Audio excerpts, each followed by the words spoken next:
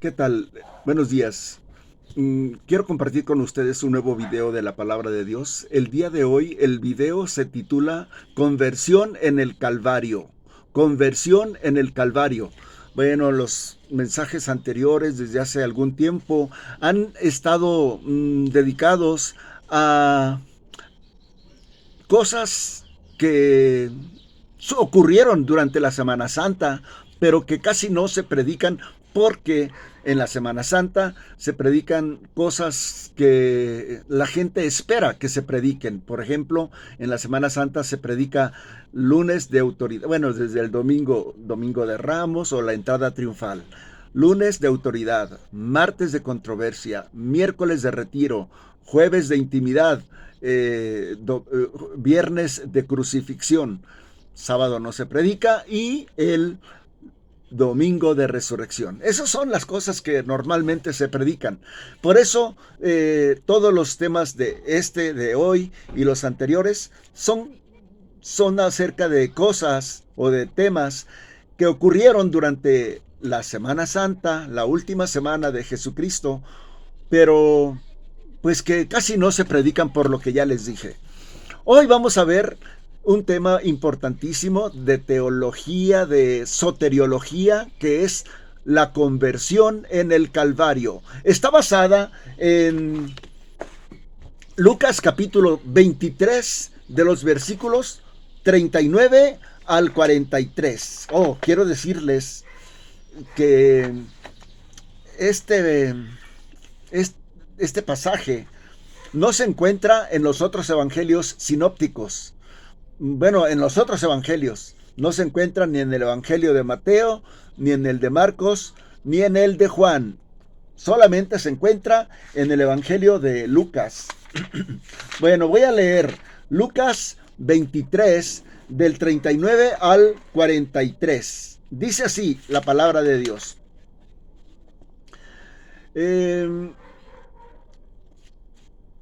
Versículo 39 al 43. Dice así.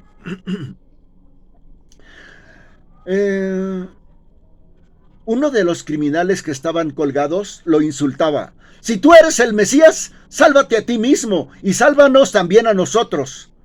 Pero el otro reprendió a su compañero diciéndole, ¿no tienes temor de Dios? ¿Tú que estás bajo el mismo castigo? Nosotros estamos sufriendo con toda razón porque estamos pagando el justo castigo de lo que hemos hecho. Pero este hombre no hizo nada malo.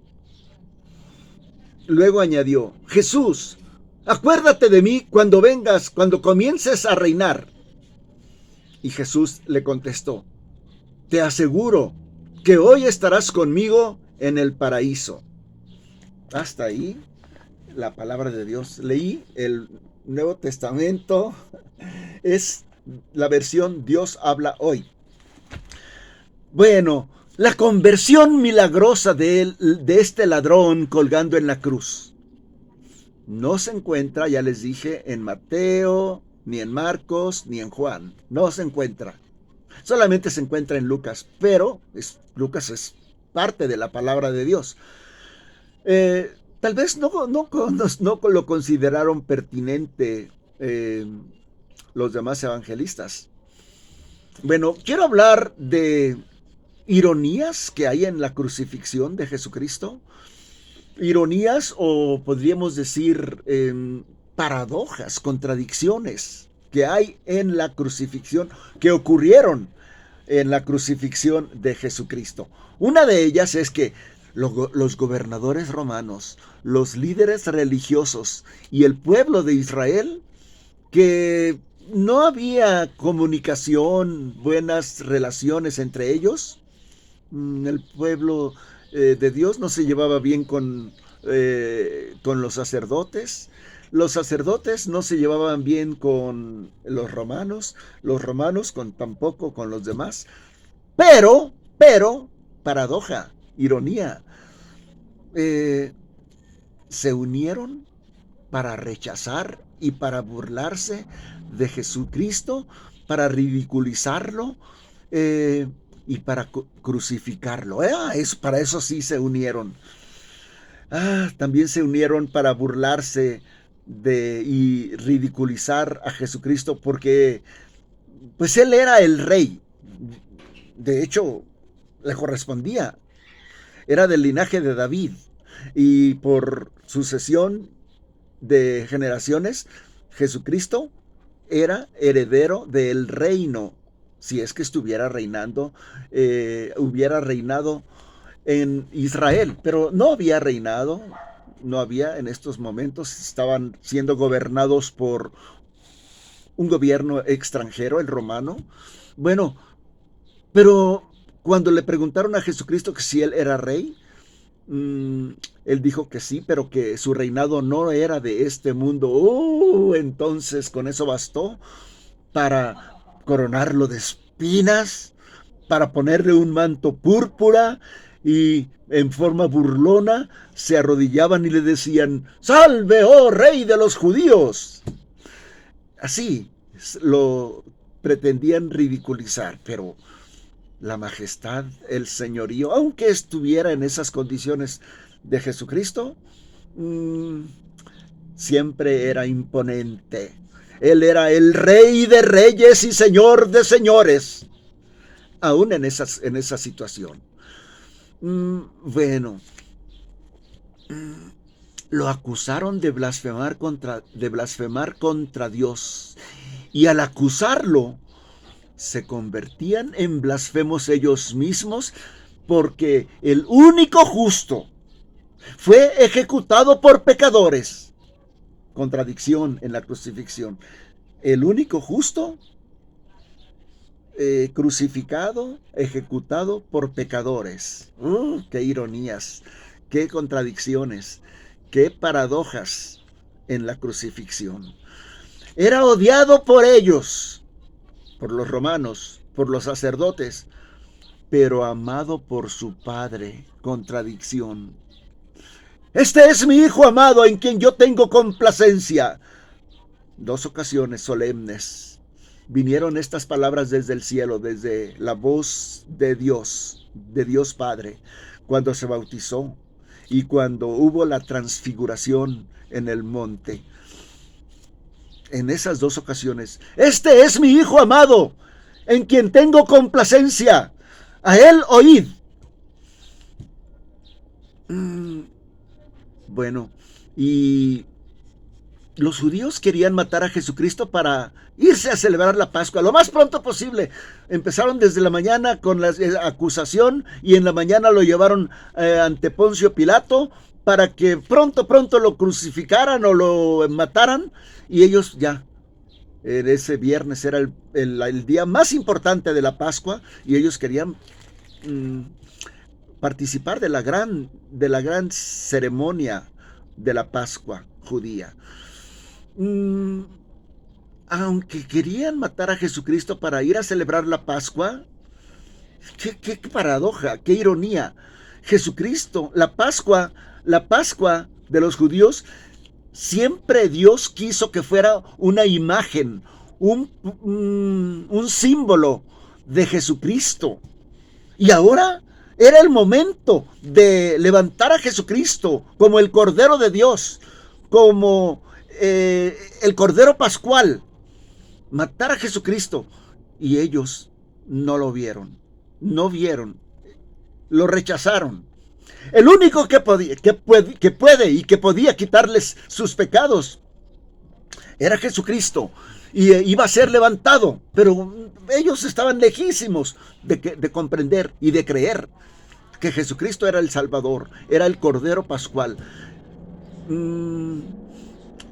Rechazaron el sacrificio que Dios hizo de su Hijo en la cruz.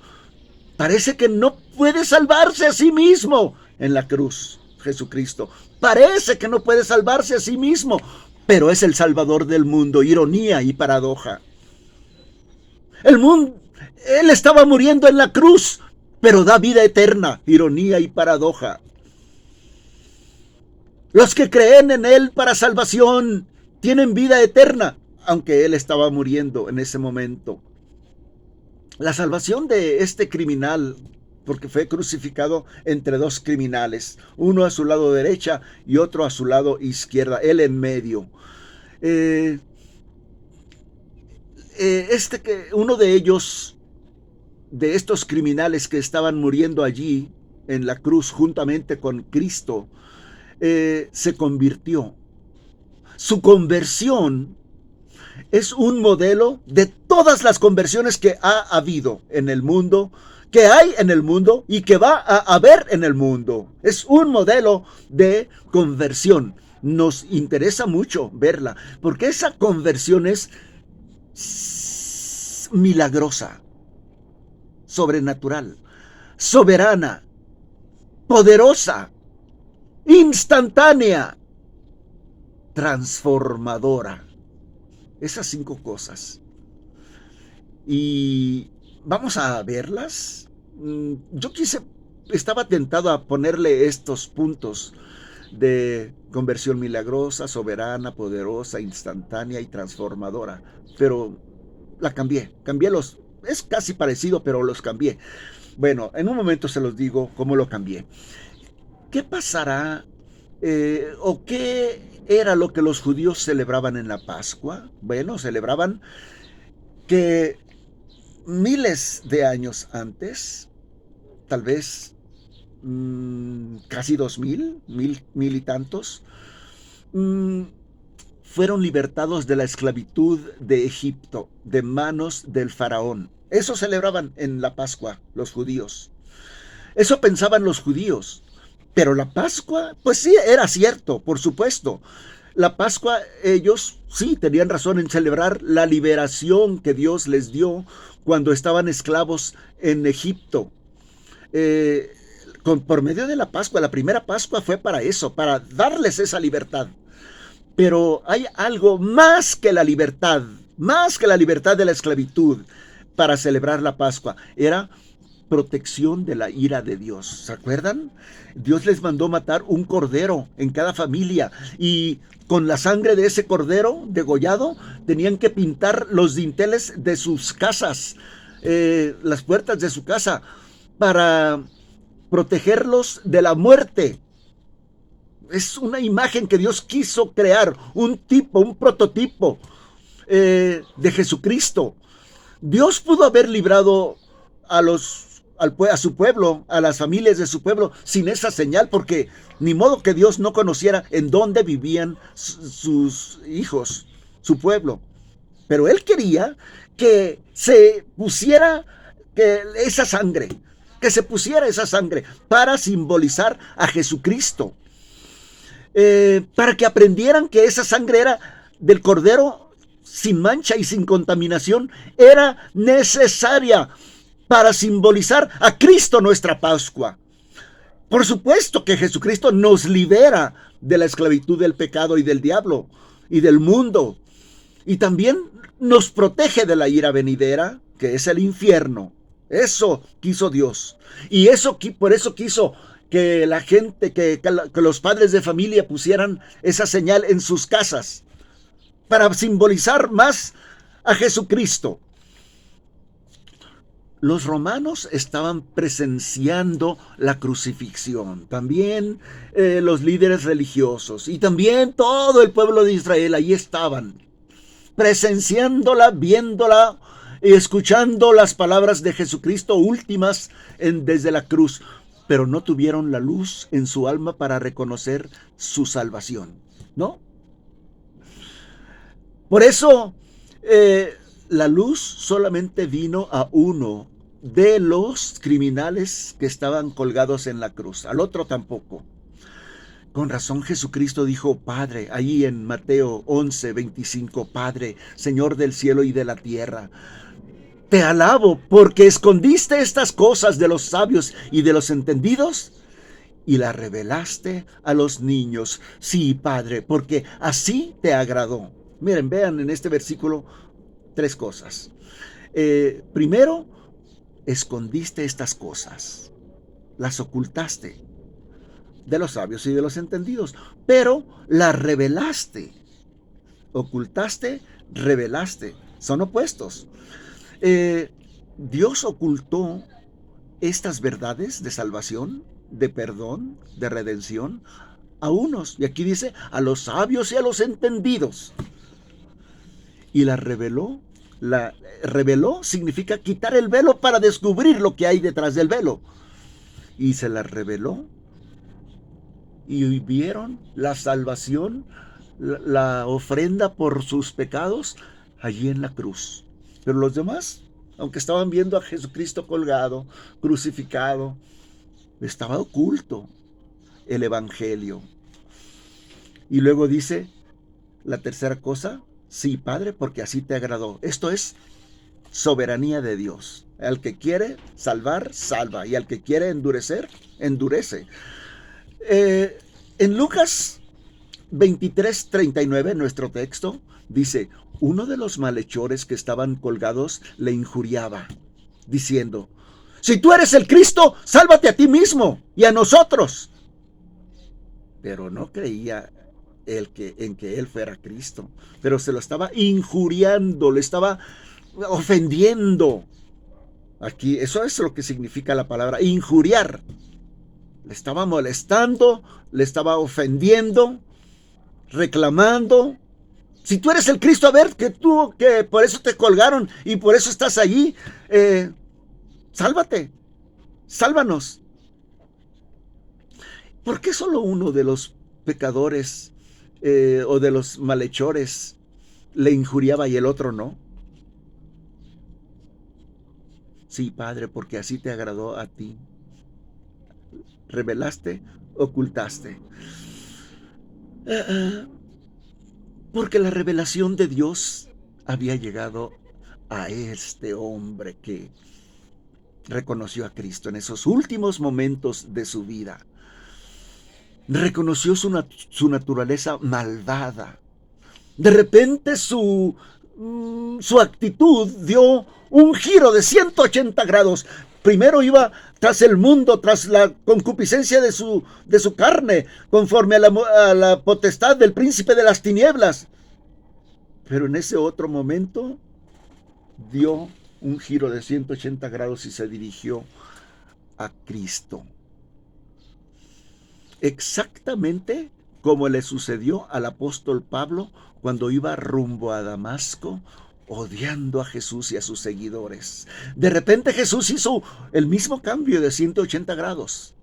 De repente el ladrón en la cruz y Pablo dejaron de odiar a Jesús y a su pueblo y empezaron a amarlo, a respetarlo y a adorarlo. Lo mismo a ti y lo mismo a mí. Un giro de 180 grados cuando Dios quiso, cuando Dios tuvo misericordia, cuando Dios nos llamó a la salvación, al perdón, a la vida eterna. Lucas 23:40. Lucas 23:40. Respondiendo el otro, el que no lo estaba injuriando, el otro.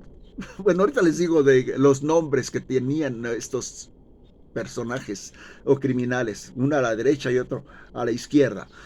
Respondiendo el otro le reprendió diciendo, vean que le reprendió, ¿ni aún temes tú a Dios estando en la misma condenación?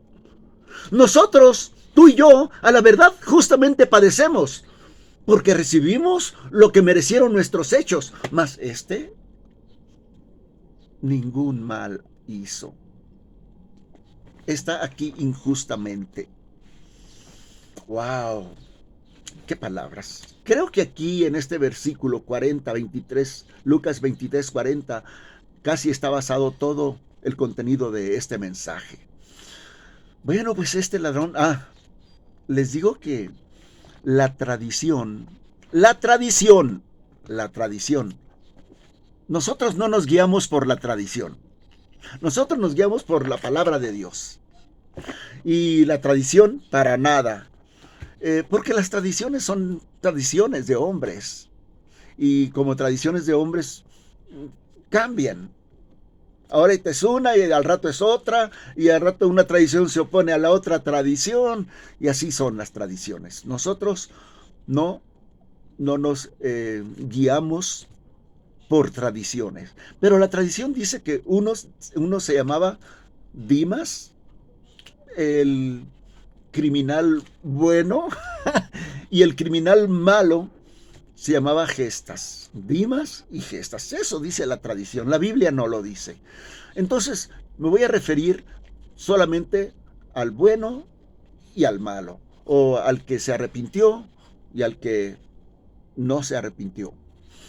Bueno, eh, cuando este criminal, el que se arrepintió, le dijo, ¿Ni aún temes tú a Dios? Estando en la misma condenación. Nosotros, pues aquí estamos por lo que merecieron nuestros hechos. Pero ningún mal ha hecho. El otro ladrón se quedó sorprendido. Pues, ¿qué le pasa? Yo lo conozco de toda la vida. No te conozco ahora. Nunca habías tenido esos pensamientos ni sentimientos como estos, tan raros en ti. Yo solamente te he visto siendo cruel, siendo matón, siendo ratero, siendo adúltero, siendo fornicario. Así sí te conozco. Ahora me sorprendes. ¿Qué pasó contigo? La Biblia dice que lo que le ocurrió a ese criminal fue el nuevo nacimiento. Una nueva criatura en Cristo. Las cosas viejas pasaron. Los pleitos, las contiendas, las borracheras, las hechicerías, los crímenes, los robos, todo pasó.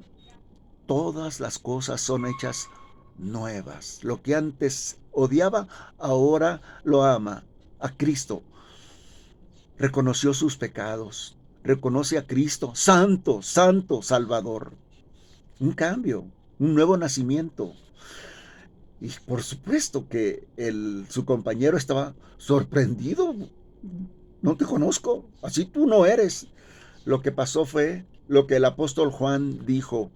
Juan 1:5, la luz en las tinieblas resplandece, y las tinieblas no prevalecieron contra ella. Vino la luz a este hombre pecador arrepentido, vino la luz. Y esa luz disipó todas tinieblas. Las tinieblas no prevalecieron contra esta luz. Eso es lo que pasó. Voy a hablar de los elementos de una conversión a Cristo genuina, como la que le ocurrió a este hombre en la cruz. Notemos los componentes. El primero de ellos es el temor a Dios. El temor a Dios. ¿Qué es el temor a Dios? Bueno, voy a hablar de algunos elementos. El primero es el temor de Dios. Lucas 23:40. ¿Ni aún temes tú a Dios estando en esta condenación? El primer indicio de haber nacido de nuevo es temer a Dios. ¿Qué es temer a Dios? Es respetarlo, honrarlo, obedecerlo, saber que un día lo vamos a tener frente a nosotros como juez y tener miedo a ese juicio, porque somos pecadores. Para este ladrón en la cruz estaba claro que había llegado la hora, en unos minutos, de enfrentar este juicio, de estar frente a Dios, y tenía miedo. Enfrentar a Dios como juez. Pues no hay escape, no hay escape. Dice la Escritura, está establecido para los hombres que mueran una sola vez y después de esto el juicio. Una sola vez morir y después el juicio. No hay escape. Toda su vida quebrantando la ley de Dios este hombre, matando, robando, y estaba siendo ejecutado por los hombres a la pena de muerte por ser un criminal ya que no tenía ninguna posibilidad de restaurarse. Pero además de toda esta condenación y este juicio que estaba sufriendo, faltaba el juicio de Dios, al cual él temía. Este ladrón ya no temía tanto al juicio de los hombres, que ya lo estaba soportando, sino más bien le temía al que puede echar su cuerpo y su alma al infierno. El Señor Jesucristo enseñó estas cosas, esta verdad, en Lucas 12:4. No temáis a los que matan el cuerpo, y después nada más pueden hacer.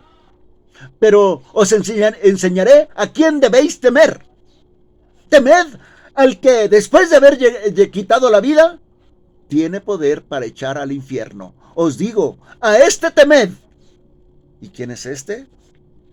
Algunos niños piensan que es el diablo. No. El que da la vida, el que quita la vida y el que decide quién irá al cielo, quién irá al infierno, es Dios. Es Dios. Y Él ha decidido que los que van a ir al infierno son los que rechacen el trabajo expiatorio de Jesucristo. A eso les va a decir: apartaos de mí, malditos, al infierno preparado para Satanás y sus ángeles. Cuando un pecador se arrepiente y cree en Jesucristo como su Señor y como su Salvador, desde el fondo de su corazón, dice: Señor, soy pecador, ten misericordia de mí. No apliques tu justicia, por favor, sobre mí. No apliques tus juicios sobre mí. Sálvame del infierno. De alguna manera te pido que me salves. No sé cómo, pero sálvame. Entonces, temor a Dios. 2. Se reconoce pecador. Se reconoce pecador. Vean el versículo 41. Lucas 23:41. Nosotros a la verdad justamente padecemos porque recibimos lo que merecieron nuestros hechos. Se reconoce pecador. En otras palabras, soy pecador. He quebrantado los mandamientos santos de Dios. En la parábola del hijo pródigo se le llama volver en sí. ¿Qué significa? Volver a la cordura, volver de la locura a la cordura. Después de haber estado en la locura, regresar a la cordura. O de estar en la inconsciencia, volver en sí, a la conciencia. Este ladrón en la cruz no expresa ninguna excusa. Yo soy pecador porque tuve muy malos amigos desde mi infancia, me indujeron a robar. Es que yo nací en el barrio de puros maleantes y además no había trabajos honrados, puros de narcotraficante, puros de trata de personas. No, pues, ¿qué podía hacer? Y no había trabajo, no había otros. No presentó ninguna de esas excusas. Ninguna. Justamente padecemos por lo que merecieron nuestros hechos. Bueno, y estaba sufriendo en esos momentos la justicia de los hombres, pero espérate, todavía te falta la justicia divina. Bueno, entonces, temer a Dios, reconocerse pecador y creer en Cristo. Ese es el otro proceso. Estoy hablando del proceso de la conversión. Temer a Dios, reconocerse pecador, creer en Cristo. Lucas 23:41 dice: mas Cristo, ningún mal ha hecho. Miren, lo decía desde el fondo de su corazón. Reconocía que ningún mal ha hecho. Pues entonces este no es hombre, este es el Mesías. Porque todos los hombres, por muy santos, por muy consagrados, tienen errores, tienen fallas. Pero este ningún mal ha hecho. Es el Santo de Israel. Creyó en Cristo. No sabemos si ese ladrón había escuchado sermones de Jesucristo o si vio alguno de sus milagros. No sabemos. Lo que sí sabemos es que Dios le dio convicción. El Espíritu Santo le dio convicción. Lo redarguyó de pecado, de justicia y de juicio. Lo redarguyó de la convicción de que Jesucristo estaba siendo crucificado injustamente porque ningún mal hizo. 4. Aparte de creer en Jesucristo, pide perdón. Bueno, la 4 es pide perdón. Temer a Dios, reconocerse pecador, creer en Cristo pide perdón. Lucas 23:42. Acuérdate de mí cuando vengas en tu reino. Acuérdate de mí cuando vengas en tu reino. Le pide perdón, porque para entrar al reino de Dios nadie va a entrar que sea injusto. Todos van a estar, tienen que estar allí. Ninguna cosa impura entrará en ese reino. Entonces le estaba pidiendo, de alguna manera, yo quiero tener el requisito para poder estar en tu reino. Si es limpiarme, perdonarme, pues te pido que me perdones. Si anhelaba entrar en el reino eterno de Dios, debe de ser perdonado, limpiado de pecados. Tal vez se acordó de las clases de la sinagoga acerca de la misericordia de Dios para perdonar a los pecadores arrepentidos. Pero lo más seguro es que acababa de oír al mismo Jesucristo diciendo: Padre, perdónalos, porque no saben lo que hacen. Y ahí ya de haber dicho ese criminal: pues a mí, que esa oración sea aplicada a mí. Sí, que interceda por mí ahí. Vino el deseo de pedirle perdón a Cristo para heredar el reino de Dios.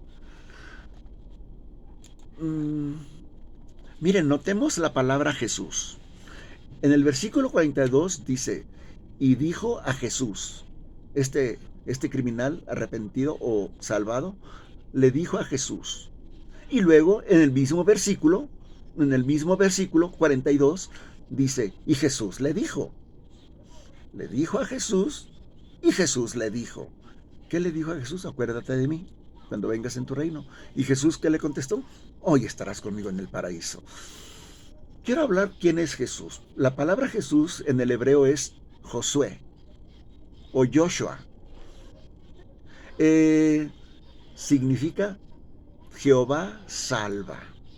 Jehová salva. Eso significa Jesús. Por eso Dios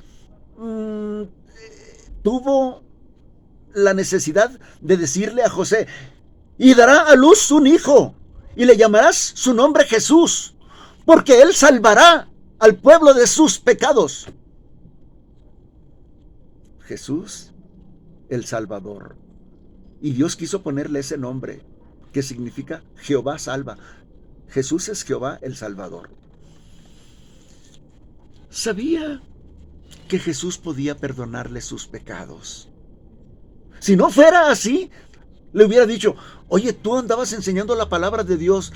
Dime, en la palabra de Dios, ¿a quién debemos encomendarnos para pedir que nos perdone nuestros pecados? Eso le hubiera preguntado. Pero no, se dirigió a él mismo, a Jesucristo, como el perdonador. ¿A quién me tengo que encomendar para que me dé salvación y el reino eterno? Pues a ti, y a ti te lo estoy pidiendo. Acuérdate de mí cuando vengas en tu reino. Es interesante lo que le pidió. Acuérdate de mí cuando vengas en tu reino. No olvidó sus clases de teología en la sinagoga. El Mesías vendría al final de los tiempos para establecer su reino eterno. Es claro que Jesús es reconocido por este hombre, o este hombre reconoce a Jesús como el Mesías. Cree en Jesús, cree que Jesucristo moriría, pero que resucitaría y que después vendría a establecer su reino eterno, y en ese reino quería estar. Sabía mucho de Jesucristo este criminal.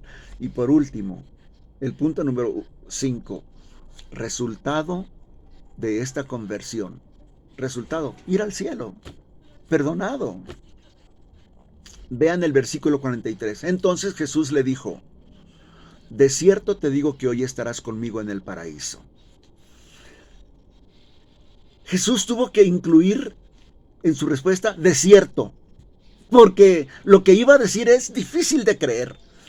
Que uno de los más grandes pecadores, que vivió haciendo el mal, pecado toda su vida, robando, asaltando, matando, fornicando, haciendo cosas injustas, recién convertido, al morir va directamente al cielo. Difícil de creer. Por eso dijo Jesucristo, desierto, sin pasar por el purgatorio. No vas a ir al purgatorio. De hecho, Jesucristo nunca habló del purgatorio. En la Biblia nunca se habla del purgatorio. Nunca. En ninguna parte se encuentra esa palabra o ese lugar. No. Ese es un invento de la tradición. Así de eficaz y de poderoso es Jesucristo como Salvador. Si te perdona, hoy estarás conmigo en el paraíso. Esta declaración de Jesucristo debió de haber sido otro golpe al sistema religioso de los escribas y de los fariseos. No puede ir al cielo sin que nos traiga un toro para ser sacrificado por nosotros los sacerdotes. ¿Por qué ese Cristo o ese hombre que se dice el Cristo le está diciendo que va a ir al cielo hoy con él? Y que todos le va a perdonar sus pecados, porque ¿cómo va a ir al cielo con pecados? No. Y los líderes religiosos de hoy también pueden decir algo parecido. No puede ir al cielo hasta que se bautice y que le demos los otros sacramentos de la Santa Madre Iglesia. Además, tiene que ir al purgatorio. Tiene que ir al purgatorio antes de ir al cielo. Este hombre criminal es el candidato más idóneo para el purgatorio, no para el cielo. Por todo esto, este sistema ritualista religioso no creen en Cristo como Salvador, o como Jesucristo se presenta como Salvador, porque pues tienen otros sistemas, otros rituales para ser salvos. Pero no, hoy estarás conmigo en el paraíso. Hoy, ¡qué pronto! ¡Hoy! ¡Conmigo! ¡Oh, qué gran compañía! En el paraíso. ¡Oh, qué gran lugar! Desierto. ¡Oh! ¿Cuánta verdad hay en esto? ¿No lo merecía? ¿Fue por gracia? ¿No pudo ganar el cielo, el paraíso, por buenas obras? ¿Era asesino, era ladrón? ¿Toda la vida lo fue? ¿No pudo obtener la salvación, el cielo, por medio de buenas obras? No. Solamente, ni por obras, ni por ceremonias religiosas, no. No tuvo tiempo de hacer algo para ganar su salvación. Pero en el último momento hizo lo que Dios le pide a todas las personas para ir al cielo. Arrepiéntete, cree en Cristo como tu único suficiente Salvador. Es todo. Algunos piensan que paraíso y cielo son diferentes. No, en la Biblia dice que es lo mismo. Voy a dar solamente un versículo porque hay muchos, pero un versículo donde en un solo versículo se encuentran las dos palabras como sinónimos. Dice 2 Corintios 12:2, conozco a un hombre en Cristo, se refería a él mismo, a Pablo. Conozco a un hombre en Cristo que hace 14 años fue arrebatado al tercer cielo.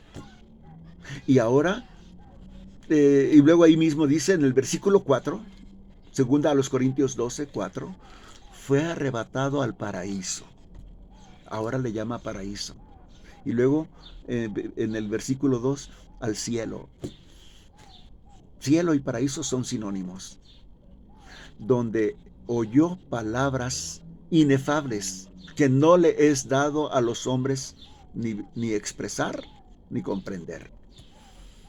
Bueno, hay otros más versículos que para abreviar no se los voy a mencionar, pero el cielo y el paraíso son sinónimos. Algo más que debo resaltar antes de terminar. El ladrón nunca se imaginó lo que realmente estaba recibiendo al creer en Cristo. Su esperanza de ser aceptado en el reino era muy lejano, en un lejano futuro. En un futuro lejano. Y él quería, acuérdate de mí, cuando, quién sabe cuándo irás a regresar a poner tu reino. Admíteme, aunque sea en el rinconcito más alejado, más recóndito del cielo. Eso le pidió. De cierto, te digo, que hoy estarás conmigo en el paraíso. Murió tranquilo, en paz, feliz.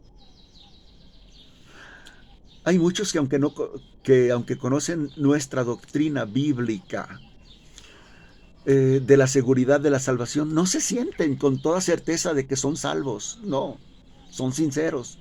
Pero este hombre en la cruz tampoco se sentía seguro. No tenía la seguridad de salvación. Tal vez esto les ayude, eh, a los que tengan esa duda. En el momento en que entregaron su vida a Cristo, fueron lavados de todos sus pecados. Jesucristo dijo, o te dijo, estarás conmigo en el paraíso. Este es un decreto soberano, definitivo, firme, inmutable. Oremos. Gracias, Señor, por la claridad de tu palabra. No tenemos palabras para expresar nuestra gratitud. Pasaremos la eternidad agradeciéndote que nos arrebataste de las tinieblas y nos trasladaste a la luz del reino de tu Hijo Jesucristo. Gracias, no hicimos nada para merecerlo. Nuestra salvación no fue por buenas obras, ni la condenación por malas obras.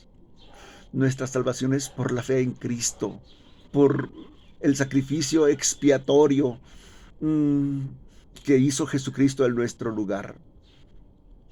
Todos somos como este ladrón arrepentido, rescatados por la gracia para tu gloria en Cristo Jesús. Amén.